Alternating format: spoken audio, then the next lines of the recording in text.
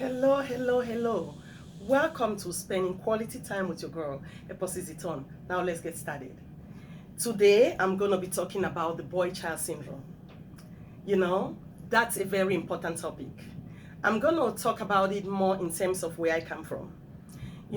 I studied sociology and anthropology, and in anthropology and sociology, we studied about, the various cultures. And now that I'm older, I kind of understand a whole lot about the whole cultural thing about the boy-child syndrome. Do I agree with it? Not really, because I come from a family of 5 girls. My mom had 5 girls and no boy. And I do understand from my mom what she had to go through with the whole idea of wanting a boy child. She told us stories how every time she was pregnant, she had to pray to God and say, please God, I hope this is going to be my boy child. And she cried every time that, she found out that it was a girl. She loved her girls, but she was like, oh God, I really thought this one was going to be my boy child. That was because in our society, having a boy child was a big deal. It was almost as if without a boy child, you don't belong. There was a lot of pressure from your family, from your husband's family, from friends about the whole idea of you having a boy child. When we studied sociology and anthropology, I came to understand that the reason for this was because from time immemorial, our grandparents had that whole idea of handing down. They figured somebody has to keep the family name, and they figured that was going to be the boy child, because the girl child goes and marry and picks up the name of the family that she marries to. So they figured the boy child is the one that, instead of going away, he stays and keep the family name. Also, they figured the boy child was the one that was like the next of kings in terms of property, because back in the day, a lot of our forefathers had a lot of land. They had a lot of property that they had surmounted. So they figured somebody needs to be the one to share that property, to be the one to oversee the property, to look out for the property, so invaders or other people don't come and overtake their property and just run away with it. So it was like the boy child was the one to fight for the rights of the family. So as generation has changed, a lot of things have changed, because a lot of people now work so hard that they go buy their own property. They don't have to rely on family land or family property. So that's different. But those are like the ideas why a lot of this whole idea of the boy child was very, very crucial. And for men, sometimes it was about their ego, because I know cases where guys have talk down on their friends and say, you are a weak man because I can see you have just girls, you don't have no boy. So that makes me know that you are weak, because it's believed that, a strong man is going to have boys, and a weak man is the one that always have just girls, which is kind of a very funny mentality. But that's the belief that, our society has had over the years, and that's how it's been. So when we come to understand how this whole boy and girl thing scientifically, we realize that women don't even determine the sex of the child. The sex of the child is being determined by the male. So for the man and his family to be talking down on a female because that female could not have a boy child is kind of ironic. But women have gone through so much abuse, so much pressure in a lot of African societies, where a lot of women have even died, because they put their health at risk to the point where they just keep having these babies will not stop. As long as they could get pregnant, they just say, thank God, I hope this is my boy child. And they just went on and on and on, to the point where some of them, their doctors let them know that you are putting your life at risk. And because they are so scared of not losing their marriage or not losing their husband, they'll be like, I really don't mind. I'd rather just struggle until the day I have a boy child. We even have stories. Like I say, all these things are belief systems. It's not like I do agree with that. But we have stories where women have gone to spiritual homes, like Marabu homes and all whatnot, just to ask for the ritualists to do something so they can have a boy child.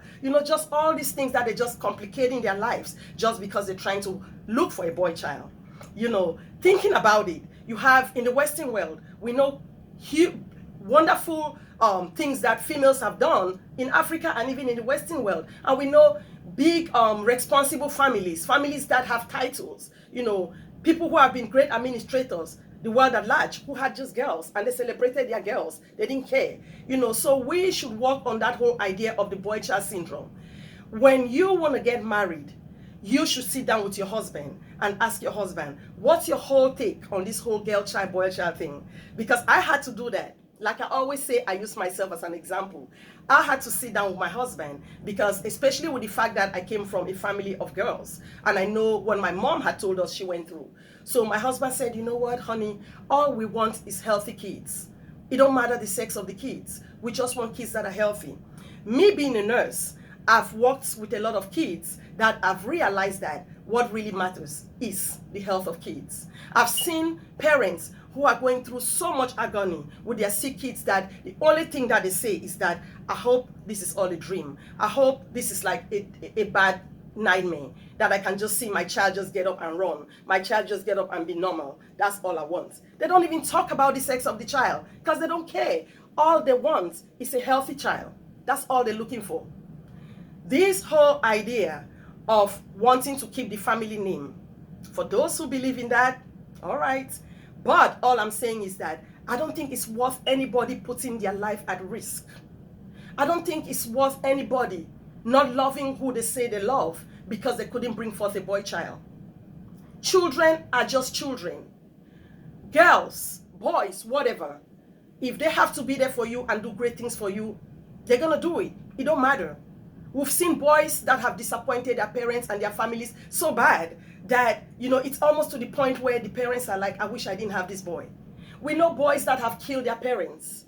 We know, even females that have done the same thing, So all I'm saying is that it's not the sex of the child that matters. All that matters is that you have a healthy child that is good, and you can hit your chest and say, thank God I brought forth a good child onto earth. I have a great child. I have a wonderful child. That's all we should be talking about. Yeah, I understand. And I'm not putting society and cultures down. I'm not talking about the fact that those cultures are bad cultures. All I'm saying is that people's lives are very important.